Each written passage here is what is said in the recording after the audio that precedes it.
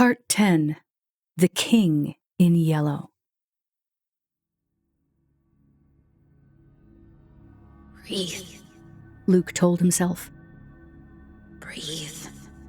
Because passing out here would be like exposing his throat to a wild dog. The king waited, silent, magnificent, and terrible. His face was hidden by a pearl-white mask, and he wore a cowl and cloak of bright and glorious yellow.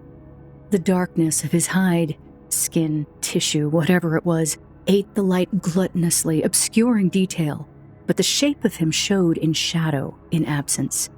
He was twisted vines and tentacles, long voids and power, and though he had head, shoulders, arms, hands, faked with dark and dream-form limbs, he splayed out below like a chrysanthemum upside down, like a fire turned ebon, with tentacles so huge that Luke could hide behind any one completely.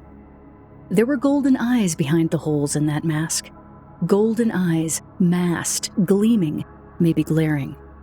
The great robed form did breathe, swelling out and in slowly, and somehow, for some reason, Luke found that comforting.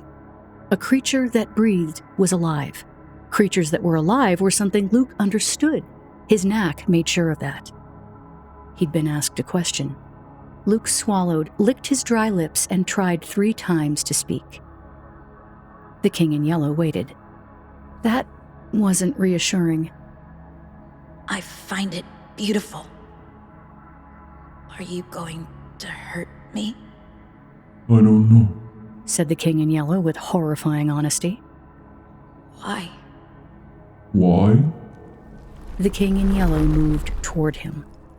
Luke saw him coming, felt him coming, could no more get out of the way or fight than a fly could escape a storm. Hastur reached with one of those ink-black tentacles and picked him up.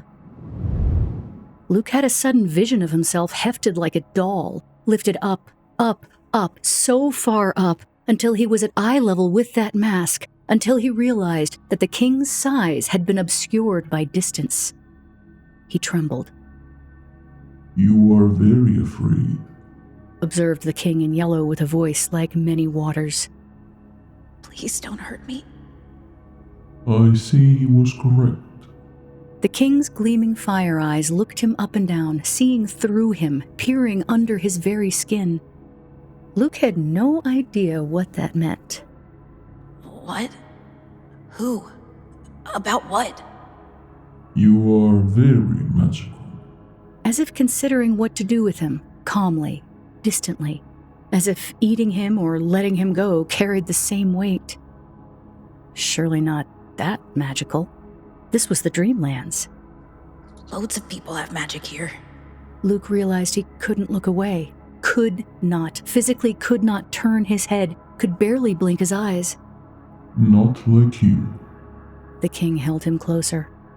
Luke shook as badly as he had that year he'd gotten pneumonia. Please don't hurt me.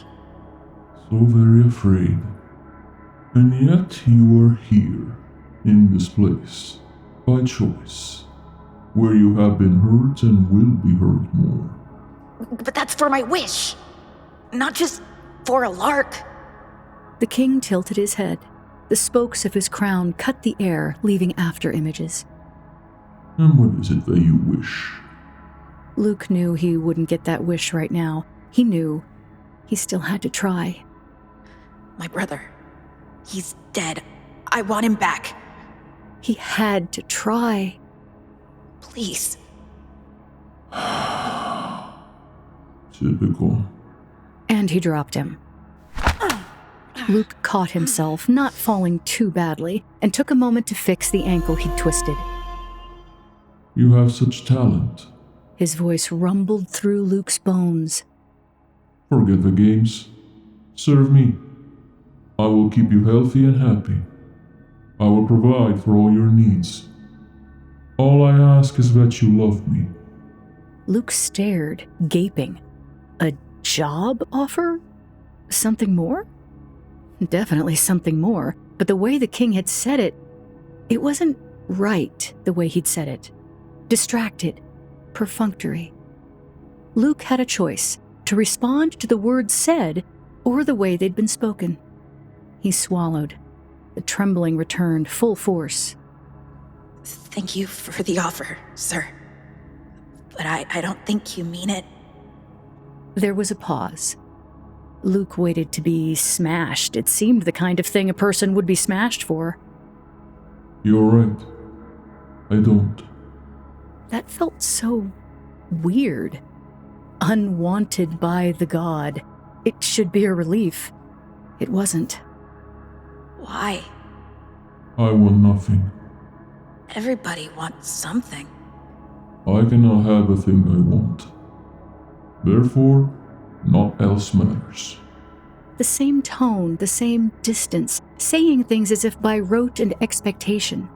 Luke had heard this tone before, and it was always, always from someone who believed they were dying. So, Luke looked.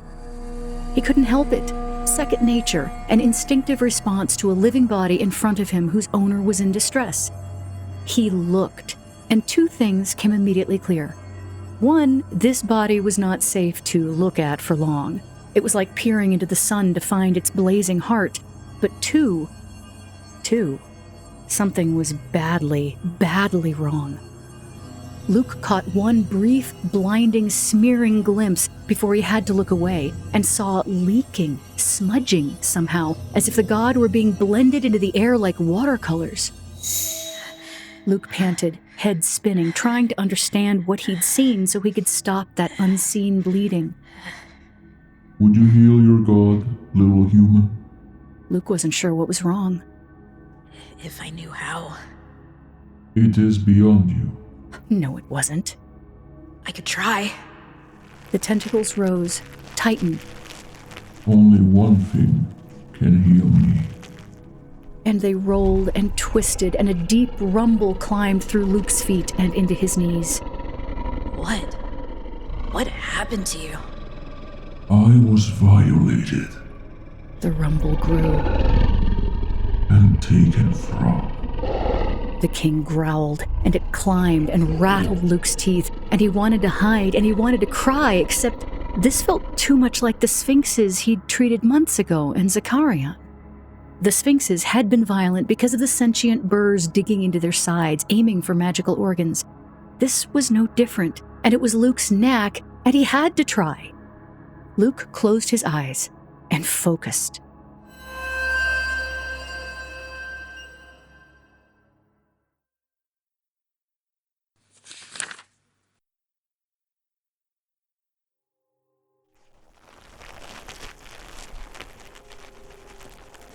He woke on his back in a nest of black tentacles. The light from the many windows had changed, angling, as if hours of orbit had passed. The room-shaking rumble had stopped, though he still felt the ghost of that tremor through his ankles, knees, elbows. That was foolish. His tone had again changed. Had I not snatched your consciousness from you, you would have emptied yourself on me. Squeezed the last drop of yourself onto my raging flame, and so ended your brief life. The tone was present, engaged. Luke tried to look to see if that smearing wound was any better, but could not. His head twinged with a sharp pain, and a moment of darkness shuttered his eyes. Your magic will obey tomorrow. The king was still holding him. You used most of your resources. Luke's heart raced, but no pain followed. He wasn't trapped. He trembled, still. I truly would have kept you before. The king's focus was heavy as wet towels. Now you will die. If not in this wave, the next. And if not that, the next. Such a pity. And slowly, he slid Luke to his feet. Luke wobbled, but held. But then you... He wobbled, but stood. How many waves? When will you choose a winner? The many undulating arms went still. Such a pity. All that tearing, that leaking, that smearing, it had to hurt. Is it any better? Did I help? Then constant motion resumed, curling and graceful. Yes. He sounded amused. Luke hoped it wasn't a lie. Why did Mr. Collins send me here? I asked to see you. You're strange. Very few new things come my way. Luke hung his head, breathing, leaning on his thighs. You sound like you think you had to do it. I did. He raised Luke's face again. I would have kept you, raised you, taught you. By your childhood's end, there would be no greater healer in the Dreamlands. Instead, you will die, in this wave or the next, or the next. Such a pity. But he just said that. Luke chose to stand upright. Does that mean you'll let me go? Yes. I meant to see you, and I have seen you. What's the name for what's wrong with you? Impertinent and naive child. I have been torn. Only the reclamation of my other half can bring me true healing. Luke stared, picturing a little man made of dough being raggedly pulled apart. Yes. I have changed my mind. Join me. Work for me. You may heal here if you wish, receive pay and sustenance. When the time comes, you will leave, well off and free. Would I get my brother back? No. How many waves do I have to survive? How many until I win? There is no end. Not until I find my own. No, he wouldn't accept this. Sir, Your Highness, please. Please. I'm very honored you've asked me, but I need him back. There was no hesitation. Very well. Find my other half and convince him to come home, and I will grant your wish. Luke's eyes went huge. Where is your other half? Close. The king withdrew into the shadows, vanishing like morning fog. Luke stared where he had been, mouth open. He felt light as a feather and about as ready to tumble unpredictably through the air. Easy. The butcher made Luke jump, steadying him with hands on shoulders. Easy. He's wounded. You've got to believe me. He's terribly wounded. Wounded, you say? Dennis looked thoughtfully at the shadows. Well, that might explain a few things. What? He talks like there'll be no winner. Luke made no resistance as he was steered back down those many stairs. Does he now? The butcher kept him moving. Is there there's another part of him here, nearby. Hush. You're saying dangerous things, lad. His dancers take down anyone who speaks the Dark World conspiracy. They were nearly to the door. Luke dug in his heels and stopped. Dennis could have carried him. They both knew it. Instead, he just looked down, eyebrows up. What conspiracy? There's rumors, as have the king somehow being in the Dark World. It don't make a whole lot of sense. No, it didn't. He's hurt. It would explain the madness. Like the Sphinx's. We have to do something. We are. Giving him all the attention and pageantry he asks for, so he doesn't do Sarcomand again. Luke paled. Sarcomand? He did Sarcomand? Nobody wanted to talk about Sarcomand, about what was left of it, and what now claimed its streets. Aye. Luke had seen a Sphinx disembowel a man. She hadn't even seemed to know she'd hit him.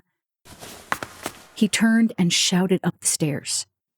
Did it really help? Do you really feel better? Dennis gagged him, hand over his mouth and eyes wide. Yes.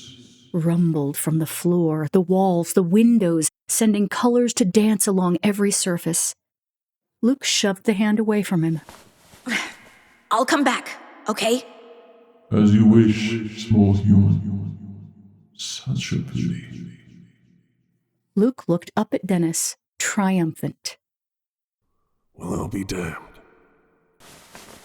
Dennis steered Luke around and finally out the door.